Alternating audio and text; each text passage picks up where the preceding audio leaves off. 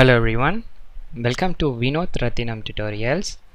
In this video, we'll learn about function which returns the value and scope of the variables. In the previous video, we have created a function to welcome the user. In this function, it doesn't do any calculation. We passed the input and it printed the output. But in some cases, we have to do the mathematical calculation and returns the final result as output. At that time, we have to use function with return value concept. Let's learn it with practical implementation, then we will see the theory part. We are going to create a function which is used to add two numbers and returns the output. A very simple program, but the concept can be used for any complicated formulas. First, def keyword, which is used to create the function, then function name, then within the parenthesis we have to give two input arguments, in this example x comma y. After this, colon. Just enter. In order to return the value, we have to use the keyword return. It's very easy to remember. Return x plus y. This particular line will do the calculation and returns the value. The next step, how to call this function. For that, we know very well function name, and within the parenthesis you have to give the input value 10, 25.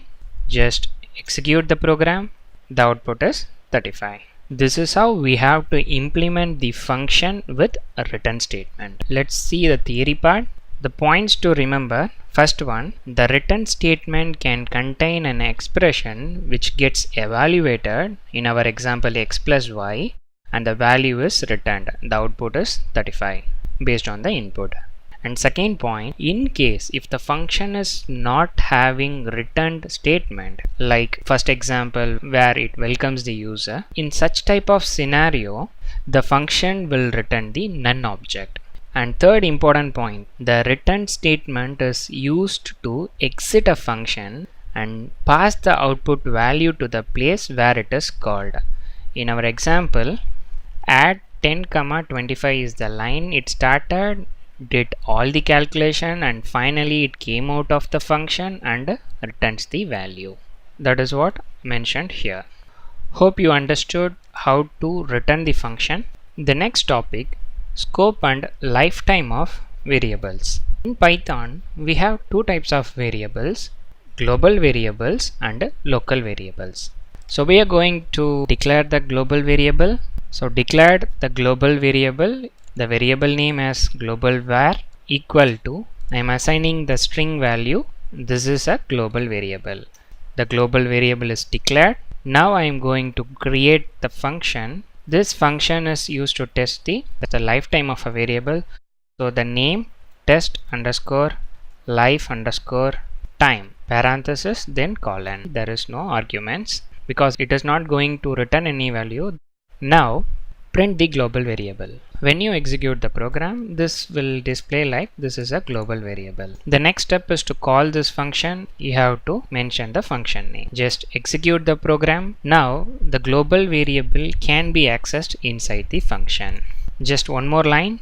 Now I am trying to access the global variable outside the function. Execute the program. This is a global variable. Conclusion here is global variable can be accessed both within the function and outside the function. Hope you got clear picture. The lifetime of global variable will exist in the memory till the execution is completed. That is till the execution gets stopped.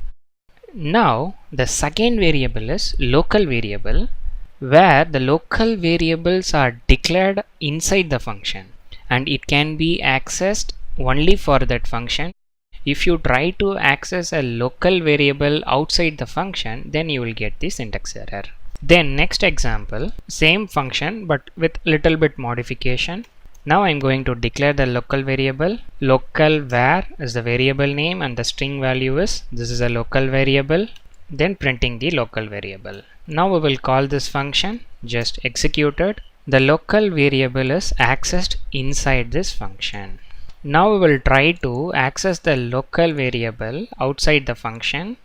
When you execute, you will get the name error because the name local var is not defined. It means If it is a local variable, we can't access it outside the function. Then you can understand the lifetime of local variable is till that function is executed. When the execution comes out of the function, then the local variable will be destroyed. Then you can find all the theory explanation and sample code in this URL. It will be also mentioned in the video description. That's the end of this video. Thanks for watching. Happy learning.